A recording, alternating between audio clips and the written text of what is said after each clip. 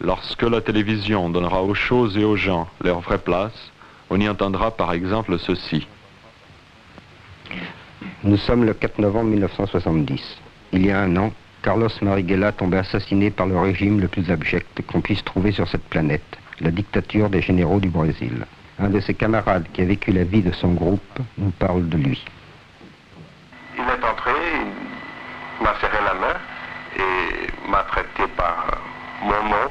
Il m'a immédiatement donné un surnom, en plus de celui de mon nom de guerre. Il m'a donné un surnom. Salut, il a dit, il a inventé comme ça un surnom. En fait, cette interview a été enregistrée à Cuba, où vivent beaucoup de Brésiliens en exil.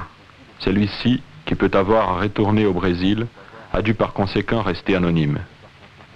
Le contact avec Marighella nous rassurait parce qu'il était toujours absolument stable et il donnait beaucoup d'importance à cette stabilité, même aux manifestations extérieures, tu vois, la propreté,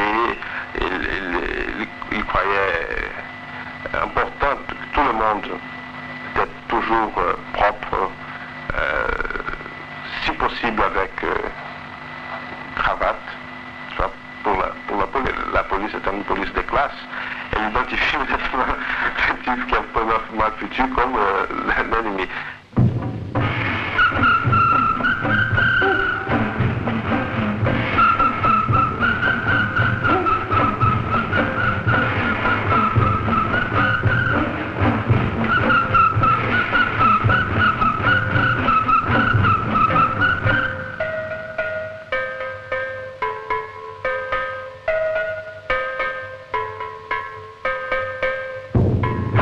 Brésil, 1968. Après 4 ans de dictature militaire, de répression dans les syndicats et universités, le peuple se réorganise pour faire face au pouvoir des généraux. Les premières grèves d'ouvriers éclatent à São Paulo, Minas et Rio de Janeiro. Pendant ce temps, les étudiants descendent sur le pavé et attaquent la dictature, employant des tactiques de combat de rue et démoralisant chaque jour davantage l'ennemi. Les manifestations de masse se succèdent. Suivant l'exemple des étudiants, d'autres secteurs de la population commencent à s'organiser et rompent avec l'immobilisme et la légalité imposée par la dictature. Occupation, défilés, grèves, lutte contre la censure, capture de policiers échangés ensuite contre des prisonniers politiques, telles sont les formes de lutte des masses. Le rôle des ecclésiastiques est remarquable. Bon, on avait dans l'organisation des camarades catholiques. Une fois, Marighella était en train de parler avec un camarade très croyant. Et il parlait de son projet révolutionnaire, des mesures à être prises par le pouvoir révolutionnaire, par le peuple armé. Et la conversation était très vivante, très chaleureuse. Et à la fin, Marighella s'est dit, tiens, toi tu es catholique, mais je pense que dans le fond, nous sommes tous des communistes. Et l'autre a dit non, je pense que nous sommes tous des chrétiens.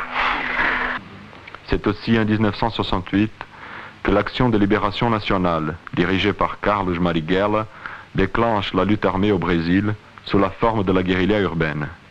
Pour la première fois, la dictature mentionne comme action révolutionnaire le terrorisme, les assauts de banques, la liquidation des espions étrangers, les attaques des casernes, les vols d'armes et d'explosifs. Par ces actions, Marighella et l'ALN offrent une issue concrète au mouvement de masse qui était violemment réprimé. Il était très exigeant par rapport à ses militants, par rapport aux militants de l'organisation. Il ne croyait pas qu'il faudrait être un surhomme. Il a dit que la révolution, c'est l'affaire du peuple, et le peuple n'est pas composé de surhommes. Mais pour ceux qui étaient à l'avant-garde, il jugeait indispensable de se perfectionner dans l'action. Pour contrecarrer ces actions révolutionnaires, le pouvoir se dote de lois d'une extrême violence et met en mouvement une terreur policière qui n'a de précédent que dans le nazisme. Mais cette cruauté du pouvoir renforce aussi le nombre de ses ennemis.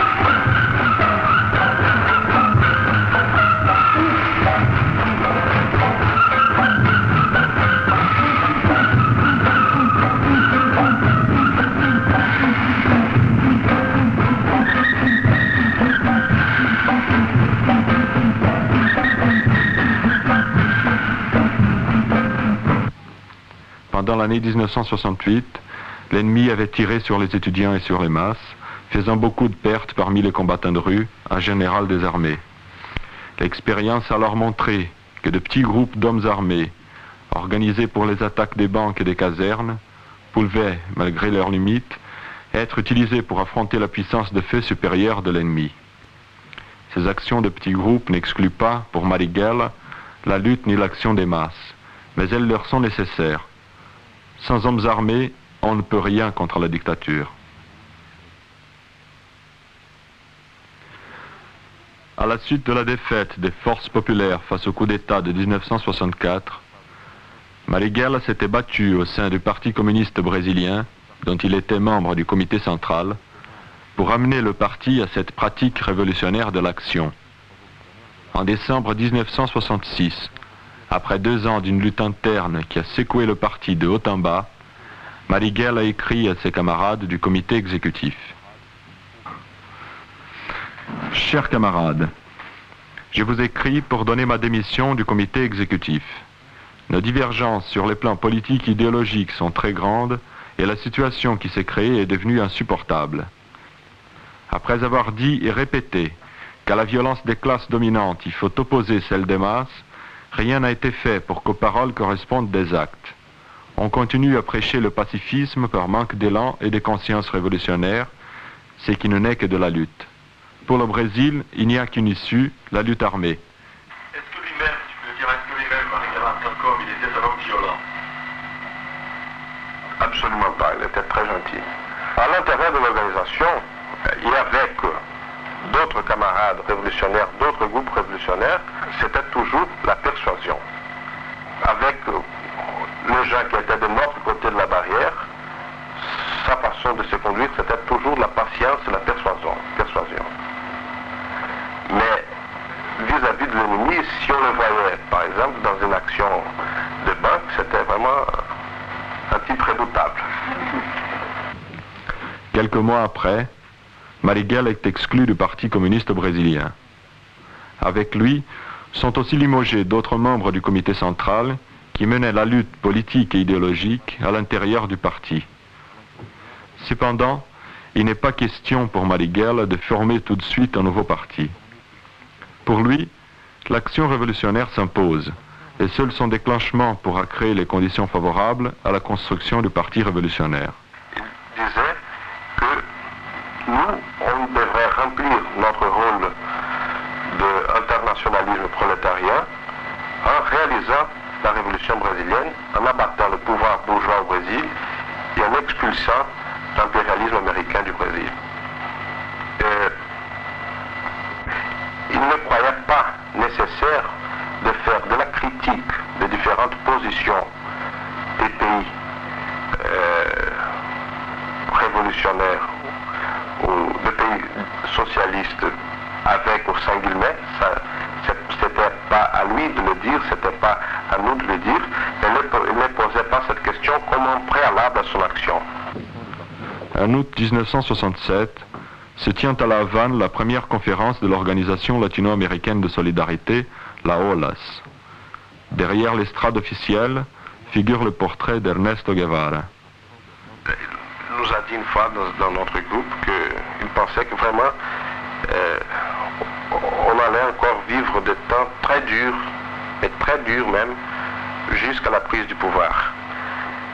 Mais qu'il pensait que le temps plus dur, que la révolution même allait commencer après la prise du pouvoir.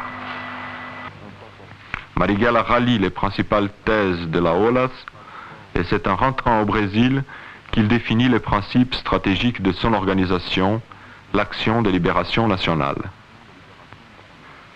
La première phase de cette stratégie comportait le déclenchement de la guérilla urbaine, préparation pour la guérilla rurale. Marighella joint les actes aux paroles et se lance courageusement avec son organisation dans des actions armées qui visent à se procurer les moyens pour la lutte révolutionnaire. Je me souviens une fois qu'on lui a communiqué la mort d'un camarade qui était vraiment très proche à lui, auquel il aimait beaucoup, et qui était avec lui depuis le début des actions armées, et qui était un type vraiment le plus vaillant, le plus valable de l'organisation.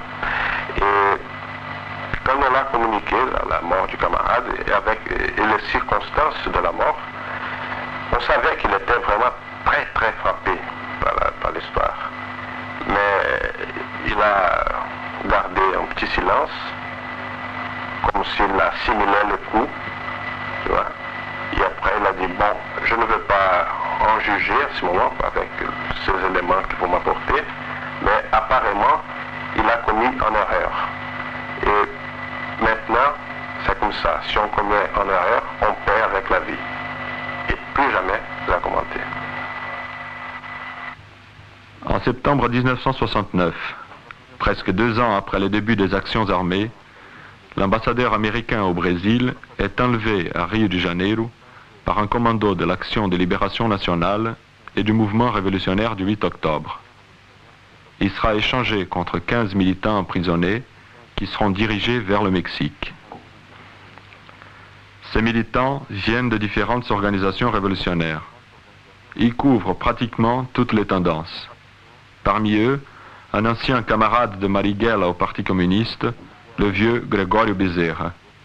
Pour Marighella, l'enlèvement de l'ambassadeur est aussi une occasion pour démontrer l'importance de l'union des forces révolutionnaires. Cet enlèvement marque le sommet du mouvement de guérilla urbaine. La répression s'abat avec une violence inouïe sur tous les fronts d'opposition à la dictature militaire. Les tortures systématiques font leur apparition en tant que méthode pour essayer de contenir la poussée du mouvement révolutionnaire. Toutes les personnes soupçonnées d'opposition au régime tombent sur la répression. Ni les prêtres, ni les religieuses, ni les enfants n'échappent à la fureur des bourreaux de la dictature. Mais toute cette campagne de répression ne réussit pas à empêcher la continuité des actions armées en ville. Peu après l'enlèvement de l'ambassadeur américain, Marighella adresse un appel au peuple de l'État de Guanabara.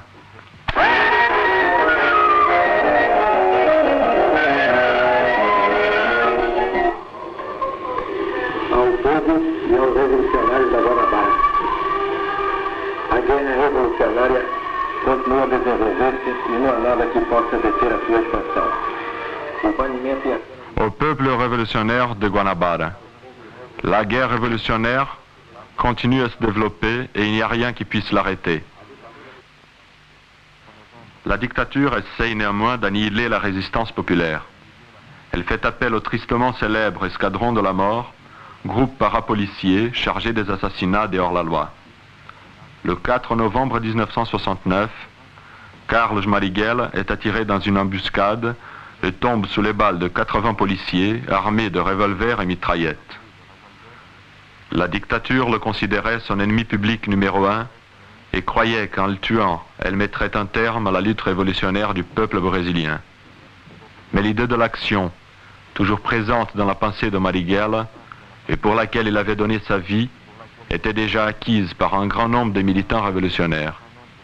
Et même pour la masse, Marighella était un point de référence, tu vois. Lui, personnellement, était le symbole d'un type d'action.